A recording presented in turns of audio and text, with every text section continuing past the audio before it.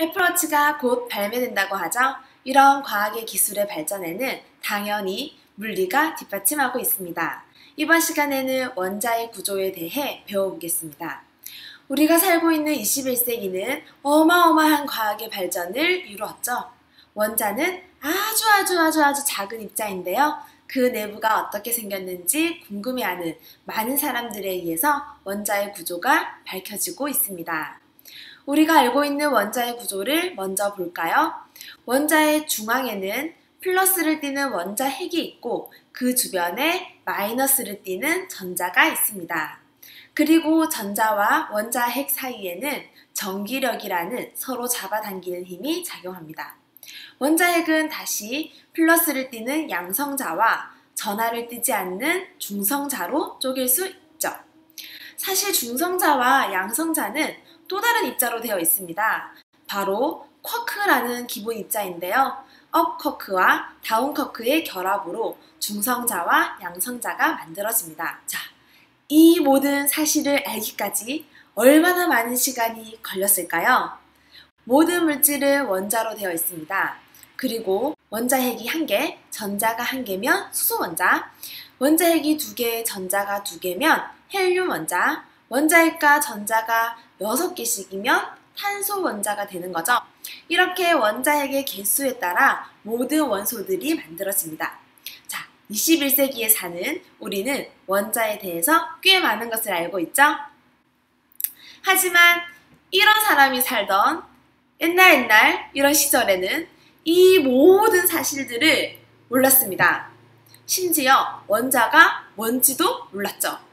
그리스 시대의 철학자 데모크리토스는 모든 물질은 아주 작은 입자로 되어 있다라고 제안을 합니다. 하지만 증거가 없죠.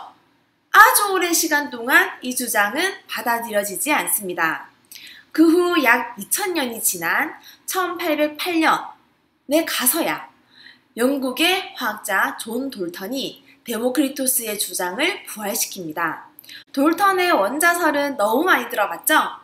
지금은 약간 수정되어야 하는 부분들이 있지만 돌턴은 처음으로 체계적인 원자론을 정립합니다.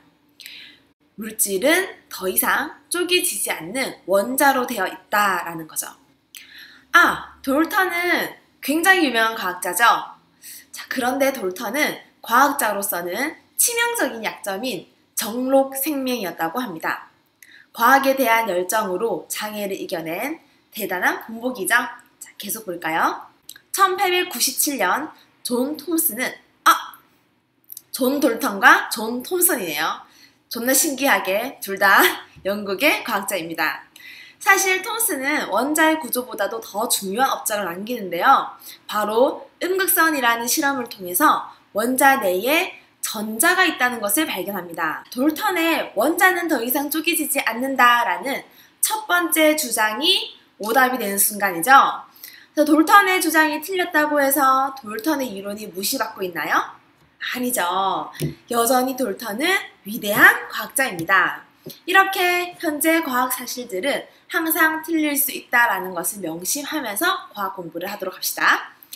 톰슨이 원래 알고 있던 사실과 음극선 실험으로 발견한 사실을 나열해 보겠습니다.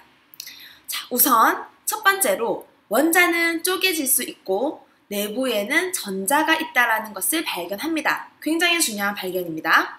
그렇다면 전자는 있는데 그럼 다른 입자는 없을까? 라는 의문을 가지게 되죠. 두 번째로 원자는 중성이죠. 그런데 전자가 마이너스면 뭐가 있어야 할까요? 플러스가 있어야 되겠죠? 그래서 이 안에는 그러면 플러스 입자가 있겠네? 라고 생각을 하는 거죠.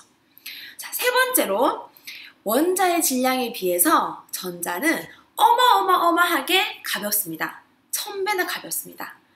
자, 그렇다면 다른 입자, 전자 말고 어떤 입자는 엄청 무거워야 한다는 거죠. 그리고 톰슨은 고민합니다.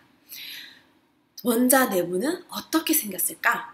자, 여러분도 이 정보만으로 자신만의 원자 모형을 만들어 볼까요? 자, 이렇게 나온 것이 톰슨의 푸딩 모형입니다. 톰슨의 푸딩 모형은 많이 들어봤을 텐데요. 여기서 몇 가지 잘못 생각하기 쉬운 함정이 있습니다. 보통 이런 식으로 그리죠. 푸딩 전체가 플러스를 띠고 있고 푸딩에 박혀있는 건포도가 마이너스 전자라고 이야기를 합니다. 자, 와닿나요? 자, 푸딩을 볼까요? 여기 푸딩.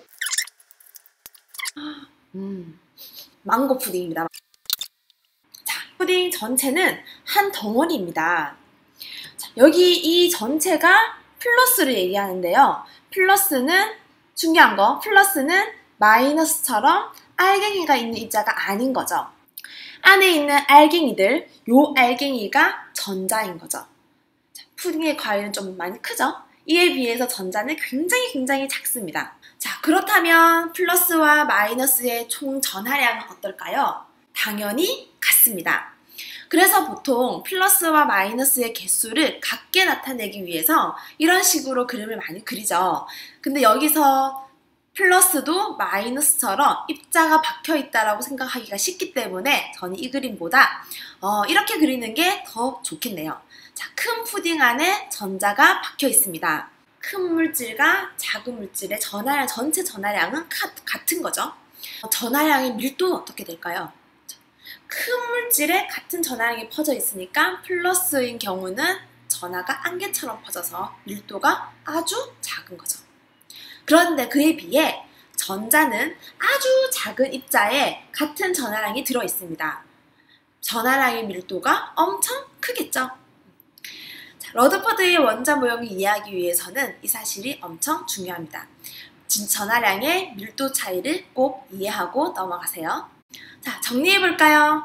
원자에 대한 개념은 과거 그리스 시대로 올라갑니다. 기원전 400년 그리스 철학자 데모크리토스는 모든 물질은 아주 작은 입자로 되어 있다라고 이야기합니다.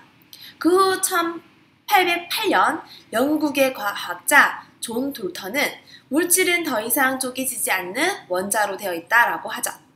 그리고 1897년 존 톰슨은 음극선 실험을 통해서 전자의 존재를 발견합니다. 그리고 원자는 마이너스를 띠는 전자와 플러스를 띠는 입자로 되어 있고 플러스가 안개처럼 퍼져 있고 아주 작은 전자가 박혀 있는 푸딩 모형을 제안합니다. 자, 다음 시간에는 러더퍼더의 원자 모형에 대해 알아보겠습니다.